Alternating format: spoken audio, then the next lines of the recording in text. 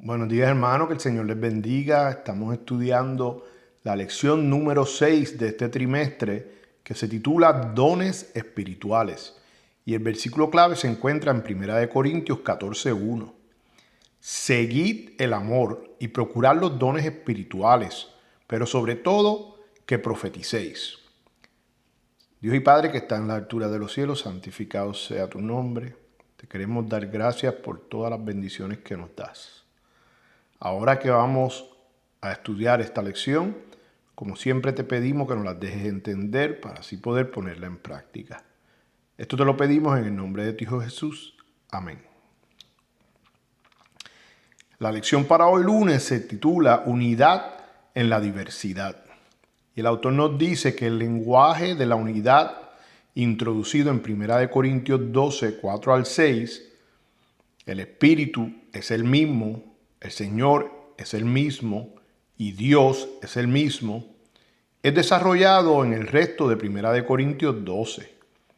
Esto resulta evidente por el uso que hace Pablo de expresiones como el mismo Espíritu, en 1 Corintios 12, 11, el cuerpo es uno, 1 Corintios 12, 12, un solo cuerpo, 1 Corintios 12, de 12 al 13 y en el 20, un espíritu y un mismo espíritu, en 1 Corintios 12, 13. Los miembros se preocupen los unos por los otros, en 1 Corintios 12, 25. Junto con el concepto de unidad, Pablo destaca la diversidad de miembros en el cuerpo de Cristo a través de expresiones como muchos miembros, fuimos todos bautizados, el cuerpo no es uno solo miembro, sino muchos, todo el cuerpo, cada miembro en el cuerpo, miembros del cuerpo, todos los miembros. Este énfasis, tanto en la unidad como en la diversidad, indica que los dones espirituales tienen como objetivo promover la unidad a través de la diversidad. Esta unidad en medio de la diversidad debe reflejar el carácter de Dios. El Padre es una persona, el Hijo es otra persona y el Espíritu Santo es otra. Los tres conservan su individualidad mientras trabajan juntos para edificar a la iglesia y darle poder para cumplir la misión. El autor nos envía a leer 1 Corintios 12, del 12 al 31, y nos hace la siguiente pregunta. ¿Por qué la analogía de un cuerpo con muchas partes es apropiada para representar a la iglesia y a sus miembros? 1 Corintios 12, del 12 al 31 dice, porque así como el cuerpo es uno y tiene muchos miembros, pero todos los miembros del cuerpo, siendo muchos, son un solo cuerpo, así también Cristo. Porque por un solo espíritu fuimos todos bautizados en un cuerpo, sean judíos o griegos, sean esclavos o libres, y a todos se nos dio a beber de un mismo espíritu. Además, el cuerpo no es un solo miembro, sino muchos. Si dirige el pie, porque no soy mano, no soy del cuerpo. Por eso no seré del cuerpo. Y si dirige la oreja, porque no soy ojo, no soy del cuerpo. Porque eso no será el cuerpo. Si todo el cuerpo fuese ojo, ¿dónde estaría el oído? Si todo fuese oído, ¿dónde estaría el olfato? Mas ahora Dios ha colocado los miembros, cada uno de ellos, en el cuerpo, como Él quiso.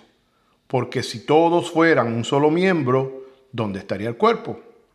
Pero ahora son muchos los miembros, pero el cuerpo es uno solo. Ni el ojo puede decir a la mano, no te necesito, ni tampoco la cabeza a los pies, no tengo necesidad de vosotros.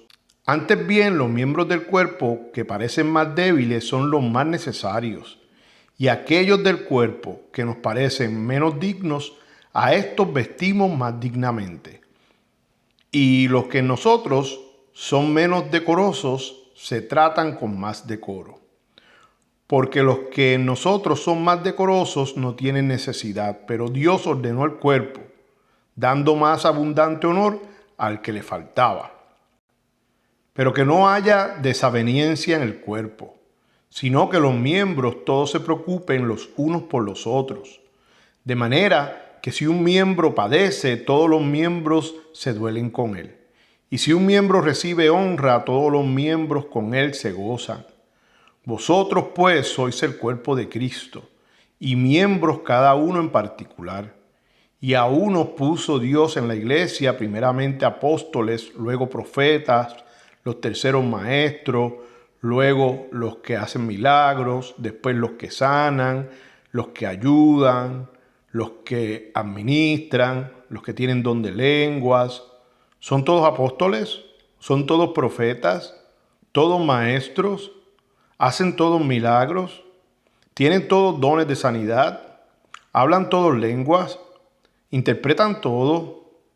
Procurad pues los dones mejores, mas yo os muestro un camino aún más excelente. Una idea central en 1 Corintios 12 es que aunque los miembros del cuerpo son individualmente muy diferentes entre sí, todos dependen uno de otros. Los pies dependen de los ojos para ver por dónde deben caminar. A su vez, los ojos no pueden tocar nada, solo las manos pueden hacerlo. Además, la idea de que algunos miembros son más débiles o menos honrosos que otros es solo una impresión, ya que todos son necesarios. Desgraciadamente existía entre los corintios la tendencia a valorar algunos dones y descuidar otros. Para evitar que cometieran este error, Pablo dirigió la atención de ellos al amor, el cual es un camino aún más excelente. En otras palabras, cualquier don resulta agradable para Dios si es empleado con sabiduría y amor. Nos dice que leamos las listas de dones en 1 Corintios 12, 8 al 10 y 28, y Romanos 12, 6 al 8, y Efesios 4, 11. Nos hace las siguientes preguntas. ¿Cuál es tu don? ¿Cómo puedes utilizarlo para edificar el cuerpo de Cristo?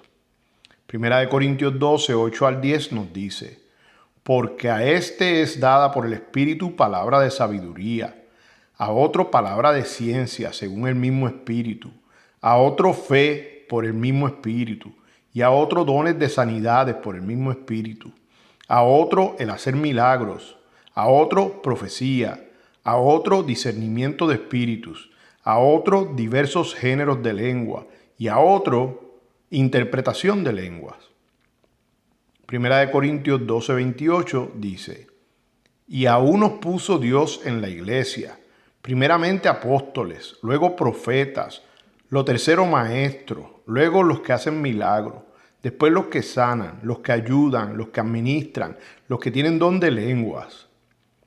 Romanos 12, 6 al 8 dice, de manera que teniendo diferentes dones según la gracia que nos es dada, si el de profecía usase conforme a la medida de la fe, o si de servicio en servir, o el que enseña en la enseñanza, el que exhorta en la exhortación, el que reparte con liberalidad, el que preside con solicitud, el que hace misericordia con alegría.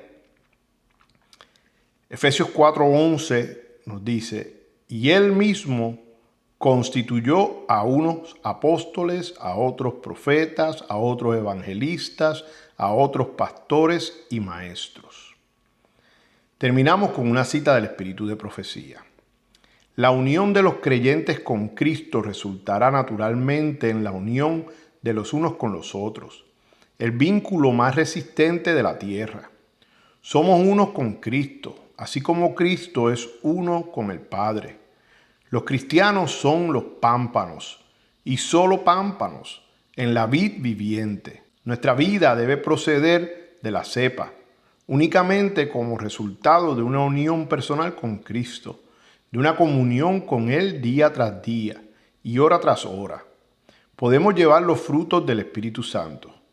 Nuestro crecimiento en la gracia, nuestra alegría, nuestra utilidad, todo depende de nuestra unión con Cristo y del grado de fe que tengamos en Él. Hermano, si usted conoce a alguien que se puede beneficiar de esta lección, no duden en enviarle un enlace, ya que usted nunca sabe la diferencia que puede hacer en la vida de esa persona. Que tengan un lindo día, que el Señor les bendiga y nosotros nos vemos mañana.